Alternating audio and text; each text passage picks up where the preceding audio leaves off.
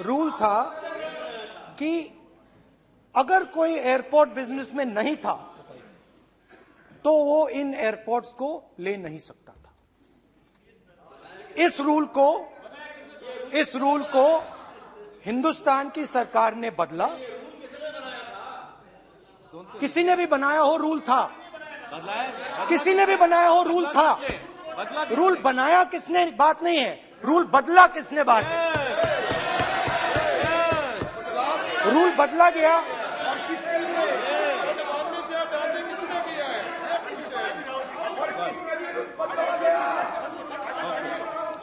Rule बदला गया।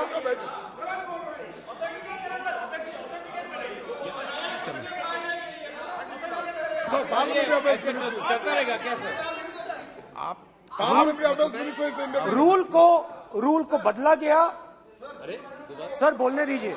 करना चाहिए सर, ऑथेंटिकेट करना चाहिए। चलिए आप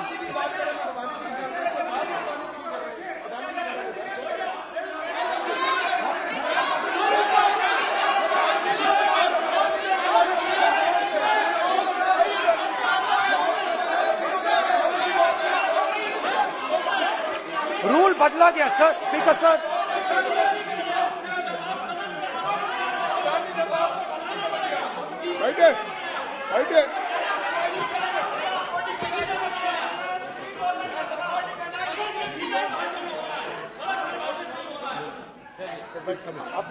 तो ये रूल बदला गया।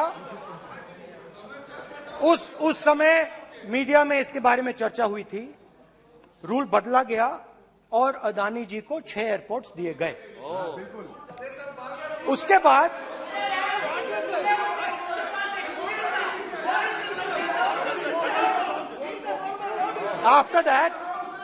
after that India's most strategic profitable airport, Mumbai Airport, was taken away by GVK, hijacked by using the agencies. The agencies को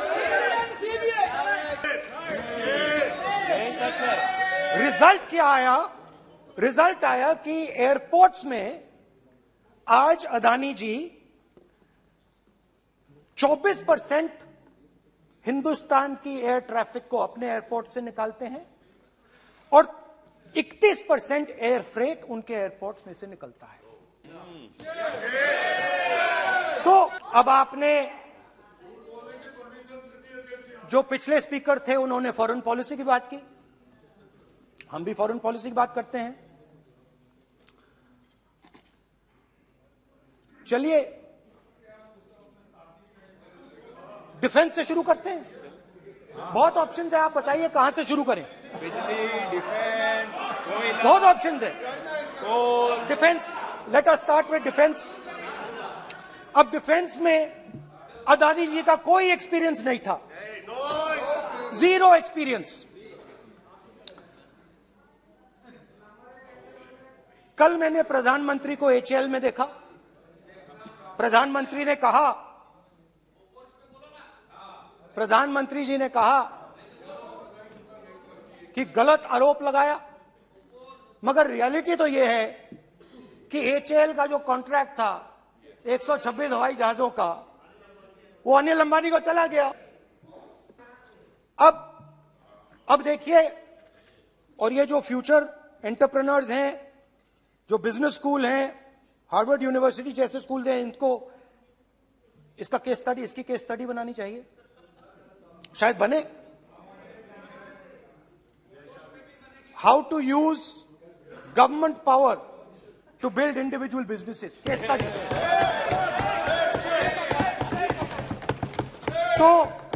तो अब देखिए, अदानी जी की डिफेंस में इंटरेस्ट देखिए।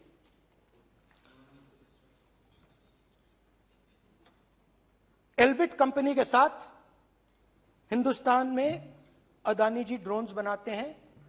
ड्रोन्स को हिंदुस्तान की एयरफोर्स, आर्मी, नेवी के लिए रीफिट करते हैं। अदानी जी ने यह काम कभी नहीं किया है पहले। एचएएल यह काम करती है, हिंदुस्तान में और भी कंपनीज हैं जो ये काम करती हैं, मगर एक नहीं मिलता। ये मत सोचिए कि सिर्फ एक कंपनी की बात हो रही है, ये इंडस्ट्रीज की बात होती है यहां पे। जैसे मैंने आपको दिखाया, एयरपोर्ट का पूरा सिस्टम उठा के ले गए, 30% मार्केट शेयर एयरपोर्ट में ले गए, वैसे ही डिफेंस में करा। तो 4 डिफेंस की इनके पास कंपनीज हैं, यह काम इन्होंने कभी नहीं किया।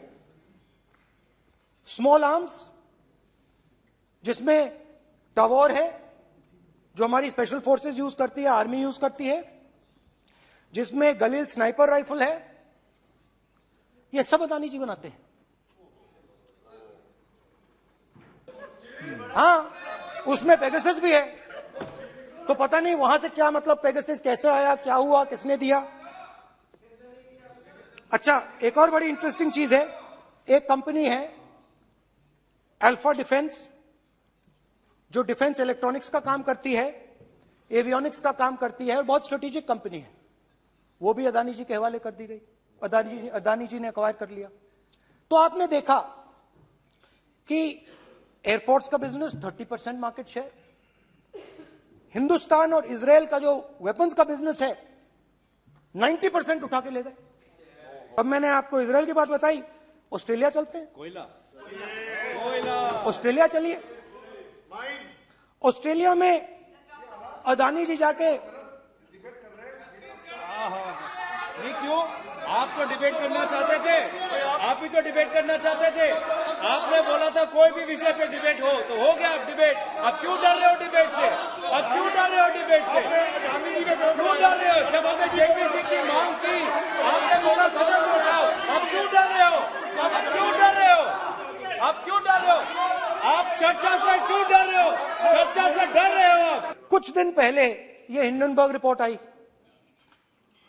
उसमें लिखा था कि अदानी जी की हिंदुस्तान के बाहर शेल कंपनीज हैं। ये जो शेल कंपनीज हैं, सबसे पहला सवाल है, ये हैं किसकी? ये किसकी है मॉरिशस में जो शेल कंपनीज हैं? और ये जो हजारों करोड़ रुपया ये शेल कंपनीज हिंदुस्तान में भेज रही हैं, ये किसका पैसा है? और क्या ये काम अदानी जी फ्री में कर रहे हैं? अब मैं ये सवाल क्यों पूछ रहा हूं? क्योंकि अदानी जी स्ट्रेटेजिक बिजनेसेस में काम करते हैं।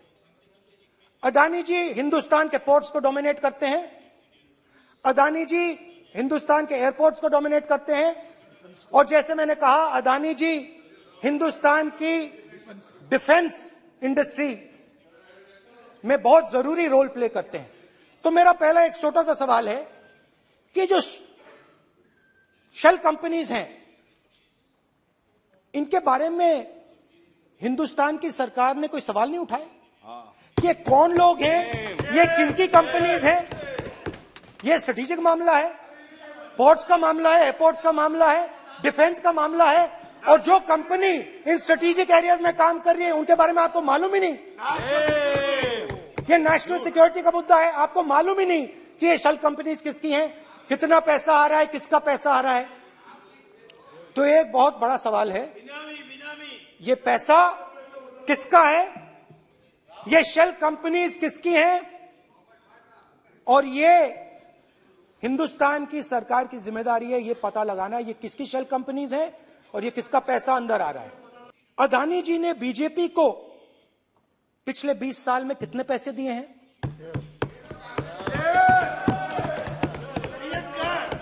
इलेक्टोरल बॉन्ड्स में कितना पैसा दिया है?